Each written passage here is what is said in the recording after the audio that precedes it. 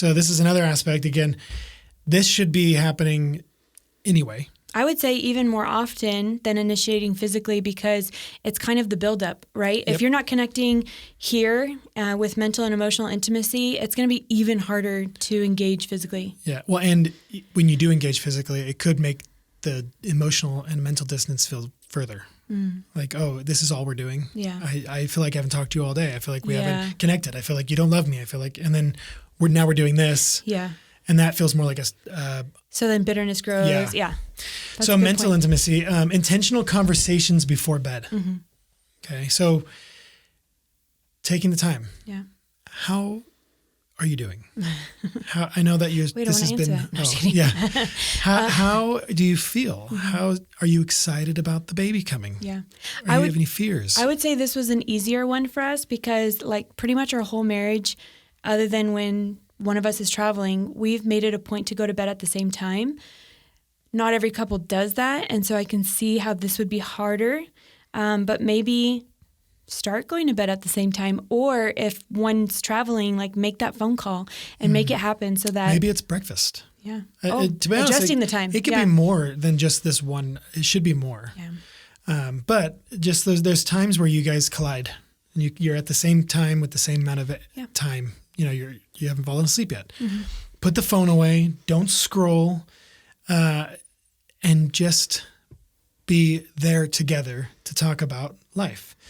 Yeah. The verse here, can I share that?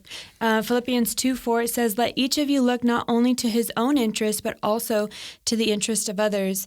This is kind of twofold because I can sense that in marriage, like stripping this for a marriage verse, it could be while you're talking to each other, are you showing interest in the things that your spouse is talking about and engaging there? Yeah, you're seeking out their interests. Like what's on your heart? And the other kind of way I can look at this is saying, are you just trying to get through this conversation because you're interested in something else? And people can sense that. So be willing to engage in communication and not use it as a means to get to the other stuff. Does that make sense? Yeah. But I would add to that, don't use it as a prerequisite either. True. Good point. These should be happening. That's a this good is point. a good thing. And like you said, this should be a build up, a lead up, but it should never be a prerequisite. Yeah, that's true. And sex shouldn't be a prerequisite for a man to open up yeah. and want to communicate with his wife. That's good. So That's really good. these are all just areas that we could be putting energy into and saying, oh, I need to be connecting with my spouse. Yeah. Seeing And you how can they're literally do this every day without not having something to talk about, because individually you guys have experienced the day, you encountered different circumstances. Maybe you have different anxieties about things or worries and concerns. These are things that should be talked about so that you guys are on the same page and you can encourage each other through it. You can pray for each other through it. You can support each other in that way of knowing each other. I also thought about it. It's easy to look at it from the husband's perspective toward the wife who's pregnant. Like, how are you doing? Checking in like that, because women often need that mental connection. Yeah. But it could also be, and should also be, an opportunity for the wife who is heavily invested in creating a baby, rightfully. Like they're thinking about the baby, they're thinking about their body, they're thinking about how they feel. Yeah. Like very interfocused, and like interfocused. I don't know if that's right, but focused on themselves. Internally focused. Internally. Yeah. Not necessarily in a selfish way. It's just natural. Like everything's happening in your body. But using that time to be like, to check in on your husband. Yeah. Like, how are you doing? Like, I know this has been hard. I know I've been feeling this way. I know that we have another baby coming. Like, where are you at? How are you? How could I serve you and love you? How could I pray for you? So checking in on your husband. I like this last one. Is a good one. This last one you put, making each other laugh. Yeah. That is a good one. Sometimes we need to just laugh. Lighten up the mood. Make jokes. Draw in some humor.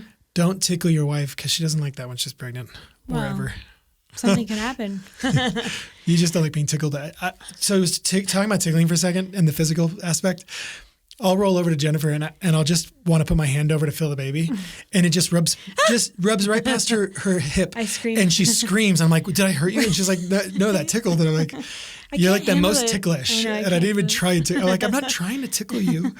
But yeah, so I have to like go way over and like make it very abrupt that I'm like not trying to tickle you. So I don't accidentally make you freak out. Yeah. I think as adults, we all wrestle with hard things, whether it's today or a season or whatever.